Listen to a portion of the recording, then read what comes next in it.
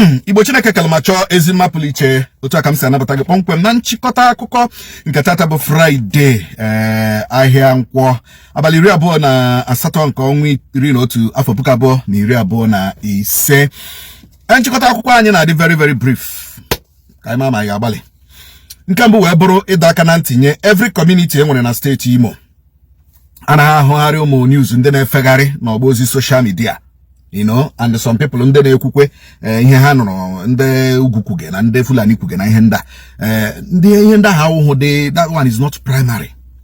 Ihe bụ primary duty now for every community enwere n'ala Igbo, especially in Imo State and most especially West, na the communities ndị enwere ebe ndị a kwesịrị iji vigilante ha kpọrọ ihe. And I want to specifically ask our brothers in the obodo Oyibo to provide logistics for the vigilantes enwere na their communities. Now, ọ bụrụ na ịma na obodo unu nwere ọhịa, ọ bụrụ na ịma na obodo unu nwere ọhịa na ọhịa gburu obodo unu gburugburu, like ebe Owerri West ebe ahụ, ebe Ngọkpala ebe ahụ, some part of Mbitolu for instance. Ọ bụrụ na ịma na obodo unu nwere ọhịa, mba nnọ dem, Okigwe dem, biko invade your forests. Of course, the president has already given order that DSS will have to join hands with the vigilantes. Nigeria. So, DSS start it now. All the youths of every community, map out days. Map out days. Kindred by kindred. Kindred by kindred. No mana. Ta na echi lekwa ọnụ mana ga-agano. Nwanne echi na nwanne echi na-esie lekwa ọnụ mana ga-agano. Ndị eze, this is the time for you to be a good eze. The time for you to leave politics and protect your people. Every community nwere vigilante. Do this. It is very important. Man na-enwe nkwenye vigilante. He went vigilante nke taa nke echi. Mapụ ọnụ mana kindred by kindred. Otu unu ga-eshi na-agba ọhịa unu gburugburu na-aba n'ime ọhịa. Onye ọbụla jiri mma ya, onye ọbụla jiri aka odoe, onye ọbụla baanụ n'ime ọhịa unu, mana na ihe nọ n'ime ọhịa unu ọ dị oke mkpa. Mara na ihe nọ n'ime ọhịa unu ọ dị oke mkpa. Ihe a ozi m chọrọ izipụ this morning. Ozi a m chọrọ izipụ dị oke mkpa n'obodo niile enwere n'ala Igbo, ọ kachasị na steeti Imo ebe anyị nọ. Hiwere otu nche vigilante ma ọ bụ ndị ntorobịa eke onwe ha eke n'ọnụ mara baa jụọ n'ime ọhịa nọ n'obodo ha, gbaa n'ime ọhịa nọ n'obodo ha okirikiri, na-achọpụta ihe na-eme n'ime ọhịa nọ n'obodo ha, maka na ọwụ n'ime ọhịa ka ndị a ga-esi awakpo obodo. Ka m kwukwe ya ọzọ, ndị ama nnọkwa na mansion, ndị ama nnọkwa na flat, ndị ama nnọkwa na abacha, ndị a ya nọ n'ime ọhịa plan onwe ha, strategize onwe ha, whatever, wakpo obodo. Iji kwụsị nke a, iji tụbie ya n'ike, obodo niile, community niile, kindred niile, village niile, hajie n'onwe unu n'ụdị n'ọnụ mana na kindred, baanụ n'ime ọhịa nọ n'obodo unu. Ụmụ okorobịa, baanụ n'ime ọhịa nọ n'obodo unu. Ọ na-ewute m na oge ụfọdụ a na-ekwu ihe onye ọbụla na-ehi ụra, onye ọbụla arịlasị ya maka mgbe ọ ya esu. Anyị ehiekwela ụra too much n'obodo adịkwa ama, anyị ehiekwela ụra too much. Ka anyị na-ehi ụra ka ndị a na plan. Onye ọbụla baakwa n'ime ọhịa nọ n'obodo ye. Ọ bụrụ na unu nwere oke ọhịa nọ n'obodo unu, kee na onwe unu eke, mana nụ mgbe kindred a eje, mgbe ọnụmara nke a eje, ọnụmara nke a eje. Ndị ntorobịa enwere n'obodo dị iche iche n'ala Igbo na steeti Imo, ọkwa unu ka m na-akọrị ha. Nyaahụ ka m posturu maka ofu obodo nọ na Mbieri. Ndị mara ama ihe m ji post ye, asị m be vigilant. By now the PG of that community kwesịrị ịma ihe mpuga. The youth leader of that community kwesịrị ịma ihe mpuga. Ndị vigilante of that community kwesịrị ịma ihe mpuga. Ọrụ m nga awụ ịgba ama. Ekwole m ekwuchie ya ike, aga m na-agba ama, aga m na-akụ ekwe maka nchekwa ndị be anyị. Enweghị m ike confirm anything dị njọ chọrọ ibe mgba nkịtị. Enweghị m ike ye. Ndị Igbo tetano n'ụra o. Ndị Igbo tetano n'ụra o. Ndị Igbo unu ehie n'ụra too much. Ọ dị mma. Ngwanụ dịka ka ha na-egwu n'okwu enweghị nchekwa. Senate nọrọ nyaahụ ka ọ dị nwanne nyaahụ na-propose ka assign ya ndị niile dị responsible egbe. Asị na onye ọbụla dị responsible chọrọ egbe si nye egbe nye license. You know, ihe awụ ihe ndị Senate nọ na-ekwu because ha senators aghọtala now that ihe abụghịzi egwu achị ụtaba n'aka na-agba. Na ihe abụrụzi osisi eji akpụ ka mma egbu. Maka na ya bụ eke na-agafe wele nku aka. Maka na ebe nwata na ebe akwa na-atụ aka nne ya anọghị nna ya anọrọ ya maka na akụkata aka n'obi ndị be anyị egosi ndị mmụọ ebe dị ndụ mmadụ maka na okenye adịghị anọkwanụ n'ụlọ ewu amụọ n'ọbụrụ.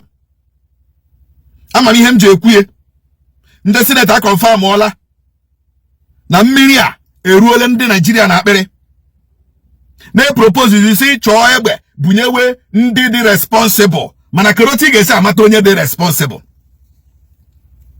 Enwere criteria for responsible people in Nigeria. Responsibility or because onye aji ego nwere ndị nwere ego mana ha dị senseless. O nwere ndị nwere ego n'obodo abụ Nigeria mana ha nwere sense. Or because onye ahụ nwere ego inyezie ya egbe. Ya na mmadụ kwuo shut up ya agbagbuo. O nwere ike bozi onye ahụ ebubo na ọ bandit. Ọ bụrụ na gọọmenti adịrọ ready to protect the citizens. Government apụta na radio kwuo ese declare emergency on security. Fine. But ọ bụrụ so declare emergency on security or kedu the measures of tackling the insecurity. The measures are the workable or the achievable or the feasible or ihe ya ajụ. Ọ bụrụ imechi schools enwere na mgbago ugwu Nigeria. Kama ihe emechi school, chekwa school. Kama ya si ụmụ akwụkwọ na anụ ụlọ be mpafa na mmafa ihe a first term most of them elebe exam chekwa ụmụaka ka ha lecha exam anyị emenwuye mba ngwale n'ihe gọvanọ ndị Kebbi steeti kwuru na redio na telivishọn lee ya o kwuru kama ahụ o kwuchara ihe ahụ onweghị ihe ọchịchị etiti mere mba chief of army staff onwego ihe o kwuru mba chief of defense staff onwego ihe o kwuru mba minister of defense onwego ihe o kwuru mba gọvanọ pụtara sị na ndị amị natara kọlụ si na that school move before ndị bandit abịa tọrọ ụmụaka na Kebbi steeti. A governor of a state kwuru na ndị amị edowere na school ahụ na-echekwa ụmụaka natara call pull you out before you know it ndị bandit ahụ wee ga buru ụmụaka. Kamgbe gọvanọ kwuchara ihe a onwere ihe president anyị kwuru no. Chief of army staff onwego ihe kwuru no. Minister of defense onwego ihe kwuru no. Defense chief of defense staff onwego ihe kwuru no. NSA onwego ihe kwuru no. Agba nkịtị. Agwago m ndị obodo abụ Nigeria na ndị na-achị Nigeria na unu adịrọ serious n'ihe gbasara imela enweghị nchekwa na obodo abụ Nigeria. You people are not serious. Unu dị serious anyị bụ ndị Nigeria ga-ama. Kedu ihe onye isi ala kwesịrị ime mgbe gọvanọ kwuchara ihe a? Ya bụ the governor si ya nye m details. Gọvanọ nye president details. President apịa phone ya pam. Chief of army staff I want to see you in my office now. Chief of defense staff I want to see you in my office now. NSA I want to see you in my office now. Minister of Defense, I want to see you in my office now. Office. Who is in charge of that axis? Kedu commander in charge of that axis? I said, no, Commander Lieutenant Oyedeotwa. Call him in my presence now. Chief of Army Staff, where are you? I said, I'm in Kebbi. Take the next flight now to Abuja. Take the next flight now to Abuja. The president want to see you. Ya Uchana office president Mbahu. Why? Ajoya. Who called ndị army nọ na that Kebbi school? Kedu onye kpọrọ ndị army nọ na Kebbi school la? Ya bịa nye kwerie. In fact, about duru mo bịa gbura gị bịa atakashiri m ọnụ ma wee me asoro m nso. If you don't provide the person kpọrọ ndị army ahụ now, gụnwa ihe a ga-eme gị ha ga-eji government power eme gị, you will ever regret joining the army. Ichere egwuregwu. Another bad degodi at this state piam. Publish here. Said the aragia. Sigla suspend the gogi. Now you're under probe. Iye kwuriro onye kpọrọ ndị ndami ahụ. Ha megini he pulu before ndị bandit eje buru maka. President be like this aha ga-apụta. President be like this. That is what you call proactiveness and activeness when it comes to leadership and when it comes to tackling insecurity in Nigeria. But onye all bankete, the commander nyere the order, I relax ya after no be Nigeria we dey. No be Nigeria we dey. Ona angunuje ti ye, na angunuje wa na esi prije wa ti ye. No be Nigeria we dey. Ogala kwa free. Ogala free. Road today. Una agwa banyi onye mere call up on the army. Now that KB school. Which a governor, ordinary somebody could now. Actually, we are here. Come and bring evidence. Come and, but a governor said it. Why not invite the governor as DSS? Under DSS, when I get office governor, please, can you provide us with the details? If the president cannot do that,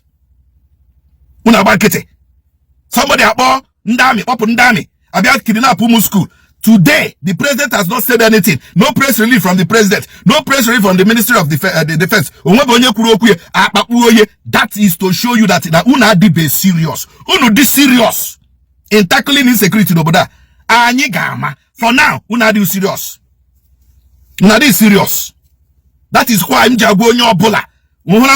Gima hije protect you jiri obejiri.